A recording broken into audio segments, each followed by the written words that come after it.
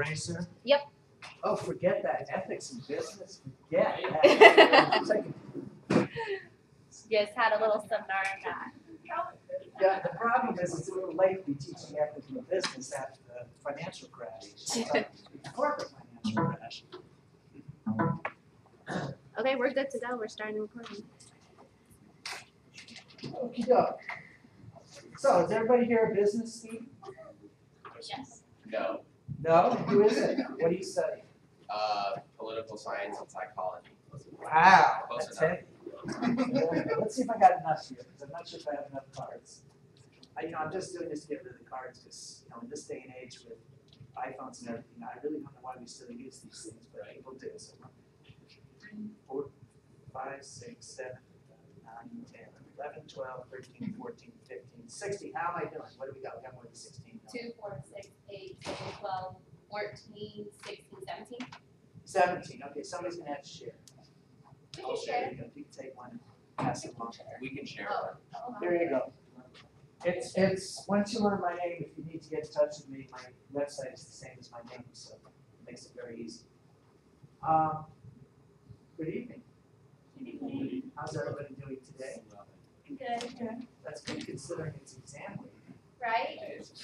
Awful. I wouldn't be doing so well. I remember what it was like in school. That's how badly it was burned into my memory. That was before we even had Mountain Dew and the new Mountain Dew. What is it? Livewire. Livewire and Red Bull, of course. Yeah. Of course.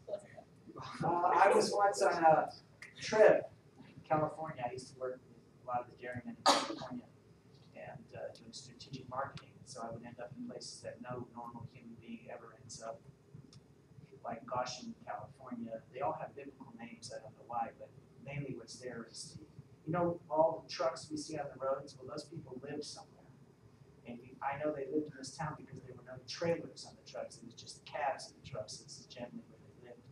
And cows. That's what was there. So I pull into this gas station and I see an ambulance across the street. Only 2 gas stations. I happen to be on the other side of the street, so I go across it. I'm saying, what happened? And they said, well, a woman just died of drinking Red Bull. I said, what? Yeah, she had a heart attack drinking Red Bull.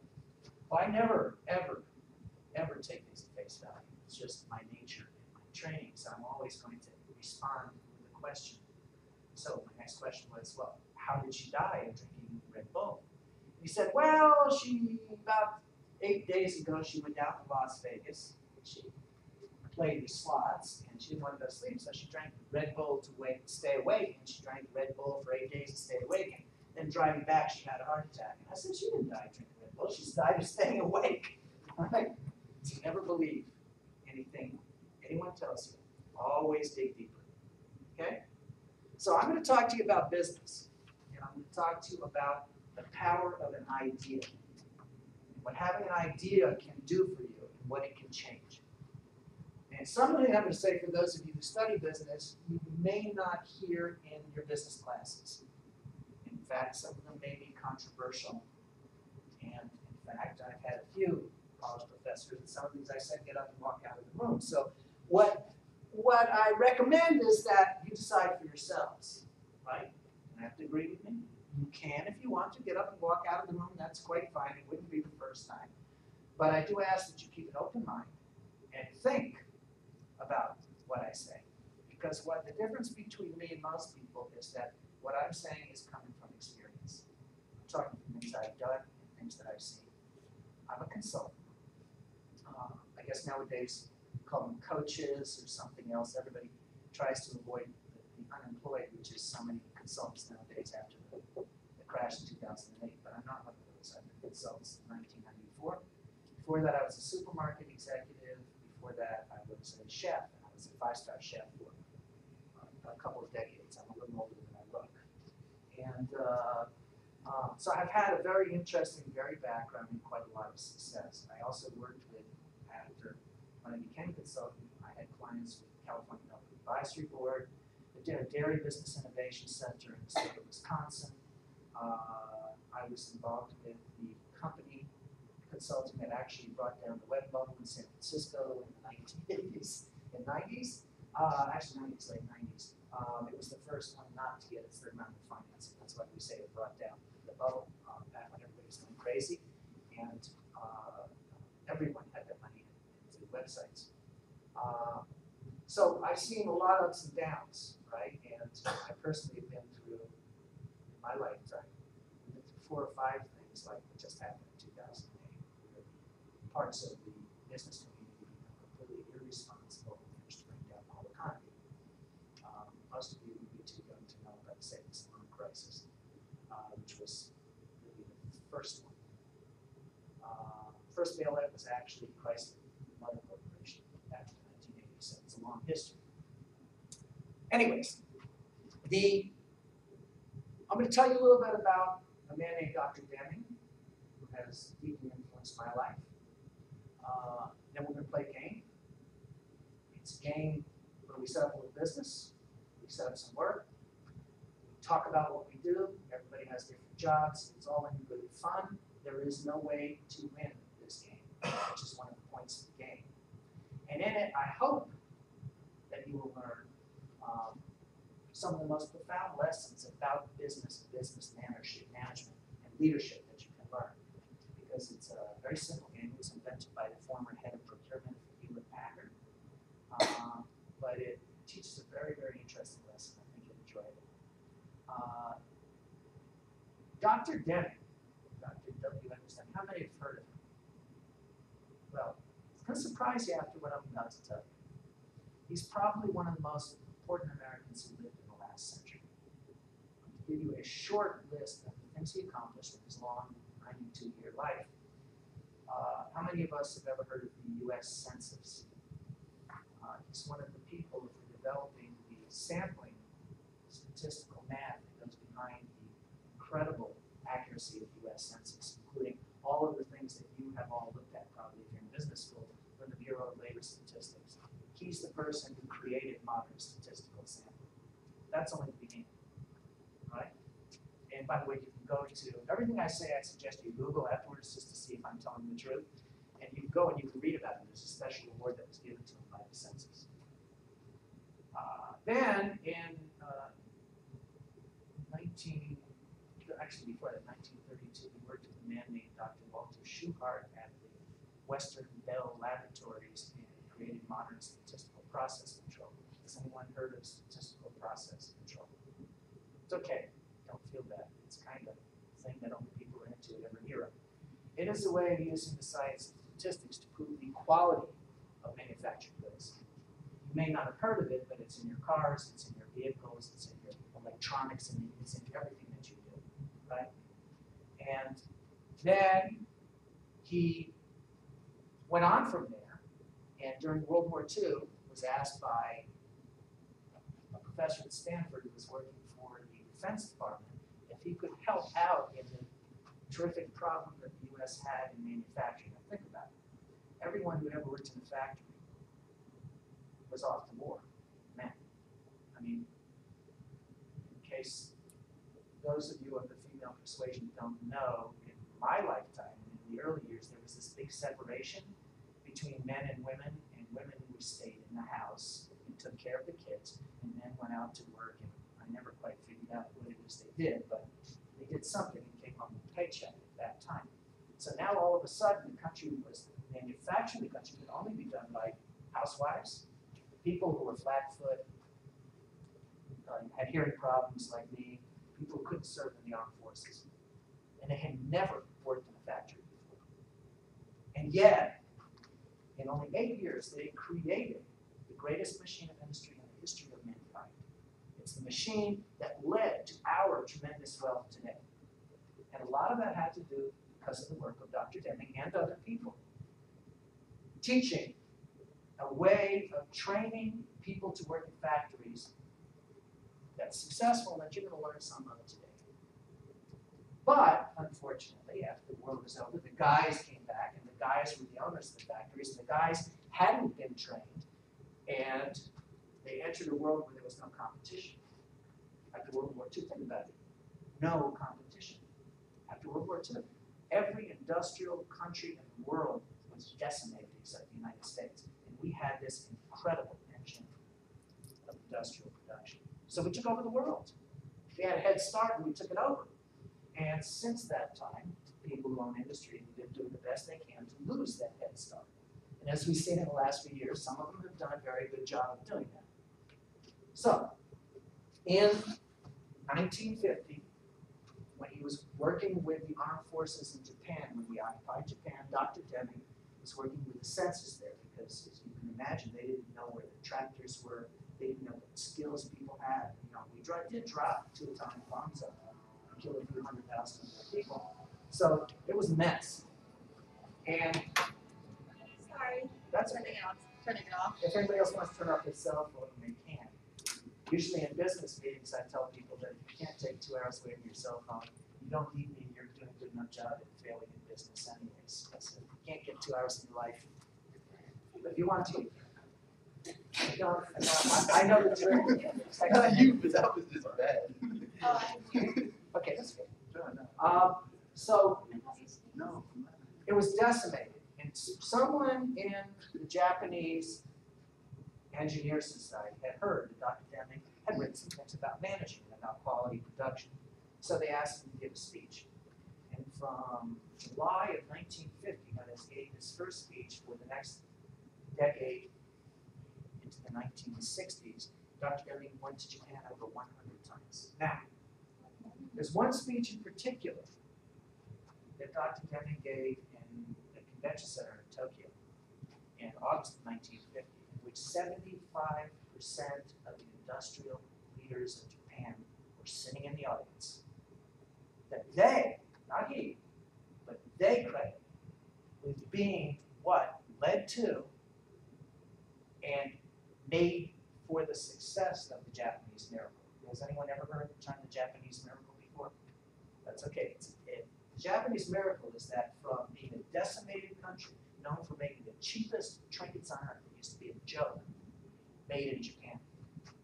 They went from 1950 to 1958 to the second largest economy in the world, based on principles of quality that Dr. Deming taught them. And in 1992, the son of the original Toyota, Mr. Toyota, I cannot pronounce his first name, and I'm going to try to pronounce his first name, said that there is not a single day when we do not think about the contribution Dr. Deming made to our company.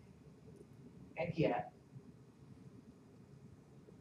most Americans have never heard of him. It's not over. He went back to New York University, where he was a professor of statistics, was not allowed to teach management, in spite of the fact that he had, in his own words, been one man with an idea. That's what changed Japan.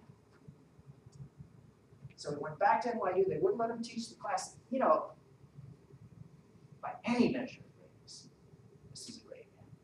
Until NBC in 1990, when he was 70, 80 years old, had a documentary called If Japan Can, Why Can't We? And the last 20 minutes of that documentary was an interview with Dr. Deming. And he worked from that moment on until his dying day in 1992, making presentations all over the world to large audiences in the armed forces, in industry, etc., on quality and what it takes to manage for quality and manage with knowledge.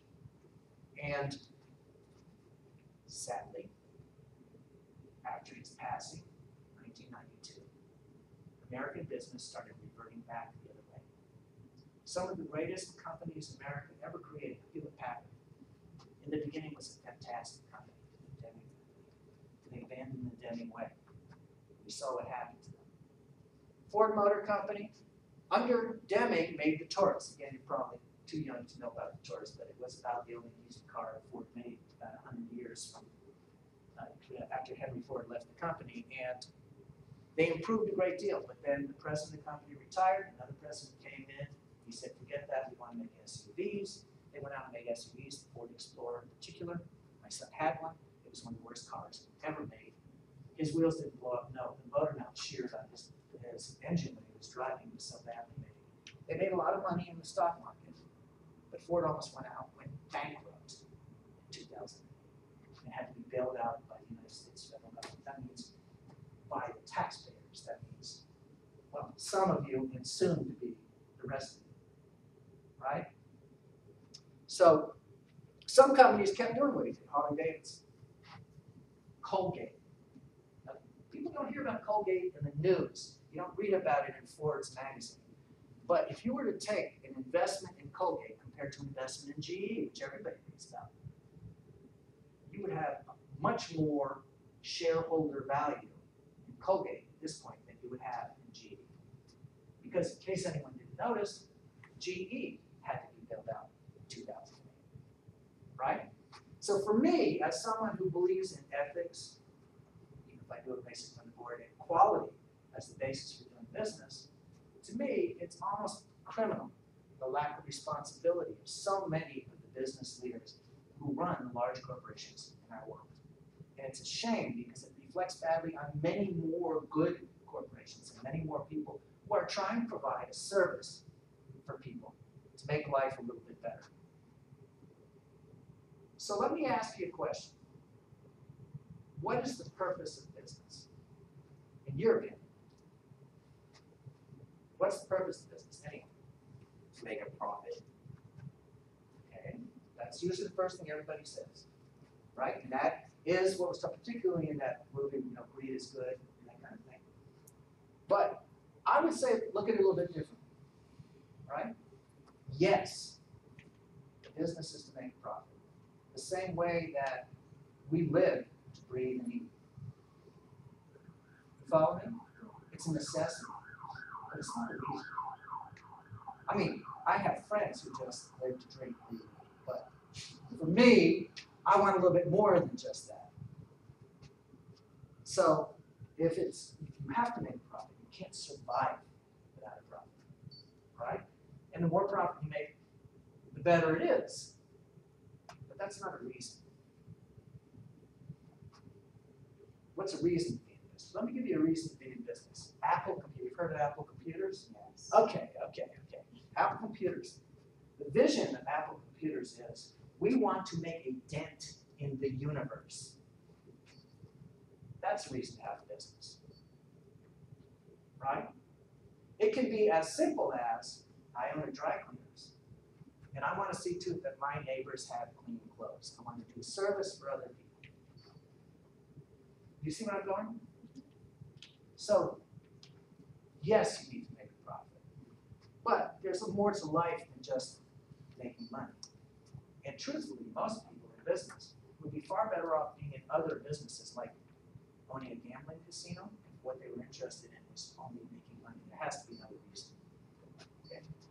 Now, what was this idea that Dr. Deming brought to Japan that was so powerful that it could ignite a miracle?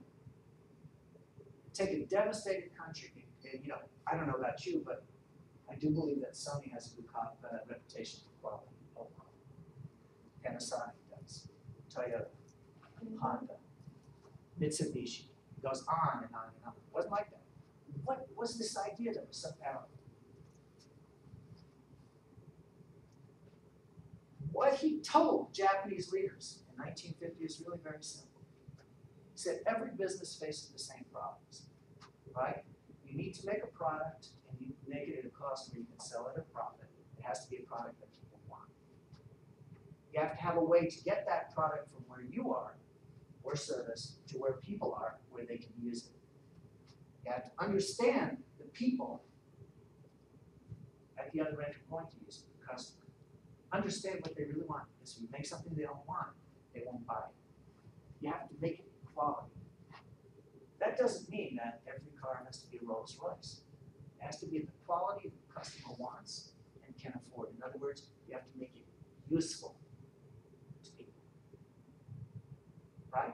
So, you have make it useful, have it be the right quality, you have follow through all the way through the process to talking with your suppliers, to talking with the people who work for you, to talking with the people who work with you, to the people who transport all the way to the customer.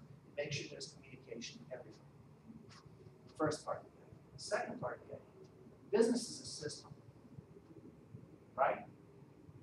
if by system we mean that it's more than the sum of its parts. If I were to take the best parts from all the automobiles in the world, would I have the best car ever made? No.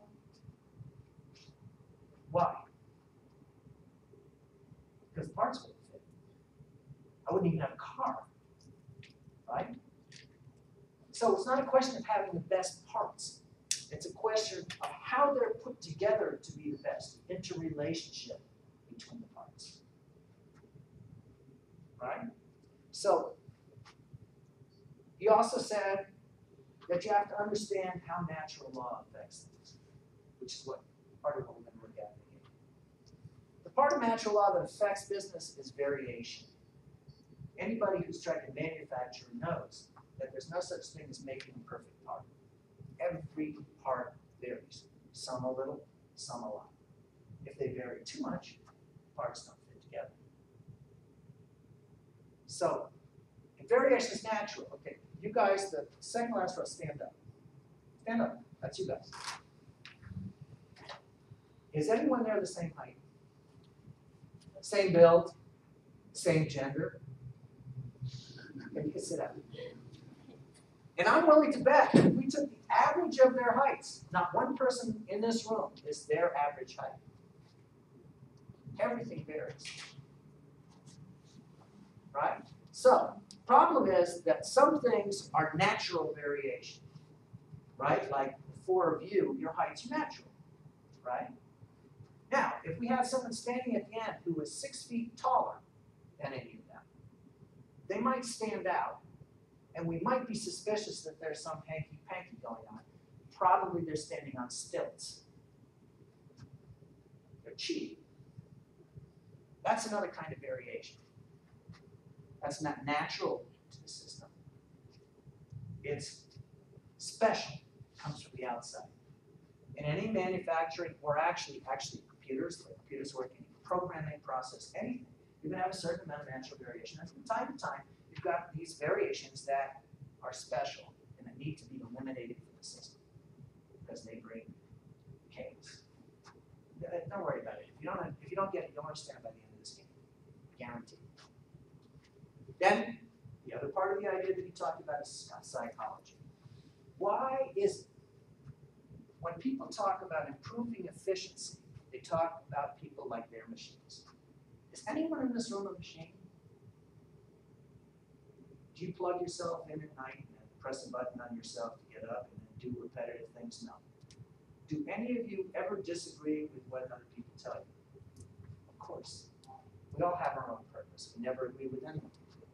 How about, does anybody's emotions affect the quality of work they do sometimes? Of course, if you're sad or something bad has happened, God forbid somebody got sick in the family, you're not going to do as well on the test as if, you just met the greatest boyfriend or girlfriend you ever met in your life. It's like that for everybody at the beginning. And then you're ready to ace that test, right? People vary too, and you have to be able to work with people the way they are if you want to be successful, right? And how many of you in this room work best when you're afraid? Not many. But most business structures are set up to scare the living daylights out of people, to make them think that if they do anything other than what's expected, they will be fired and lose their job. Because many people in power situations believe that's the way to manage people. And then last of all, there is something called theory of knowledge. Sounds like a really complicated thing, but the other word for it is epistemology. Does anybody study epistemology here? Almost as bad as political science. Right? It is the science of how we know things. If I don't have a theory about what's going to happen when I walk into this table, I just walk into this table, I'm going to hurt myself. I might remember the next time, but chances are I'm going to walk to that table again. But if I say to myself beforehand, my theory is that if I walk into that table quickly, I'm going to hurt myself. And I do it, and I see that I hurt myself, and I learn something. I learned that if I walk into the table quickly, I'm going to hurt myself. That's knowledge. and I can repeat it, I can predict reasonably. Now, it seems like a silly thing, but if you're running a business, wouldn't it be nice to be able to predict what's going to happen in the future? So you can depend on it. So knowledge about your business and what you do is very, very important, right? You all took high school science, right? I was afraid they eliminated that from the curriculum too. So in science, remember you did experiments? You had a theory. They tested that theory, and if the theory worked out, then you could say it became. It's probably true. If you do the same thing again, it's going to happen again. That's really what theory of knowledge is about. And what Dr. Deming said is you got to do all four of those things. If you're a management, you have to do all four of those things at the same time. You have to think about systems, the interrelations between things. You have to think about people who work in the systems. You have to think about how things vary and whether the variation is outside the system or within the system. And you have to think about how do I really learn and how do I preserve the knowledge of the company. So I can say I really know this. Otherwise, what you have is shit from everybody. I did it. I managed people for years. Okay. I know what the problem is. It's you were late today. Or I know what the problem is. It's because Joe doesn't like to work. Or I know what the problem is. It's that machine over there. And I feel really good because about 50% of the time, if you flip a coin, you're right. So we don't remember all the times we were wrong. The problem is when there's thousands or hundreds of thousands or millions of dollars at stake, you can't afford to just shoot from hip because there's that other 50% of the time. Okay? So now we're going to play a game. The game is this. We got a company. We're starting a company today. Right? The name of the company is the White Bead Company. The purpose of this company is to manufacture white beads without any red beads in them. Now we're going to have to get everyone to participate, and we're going to have different jobs. We're going to hire different people, right? I want to know who wants to volunteer to be the owner of the company.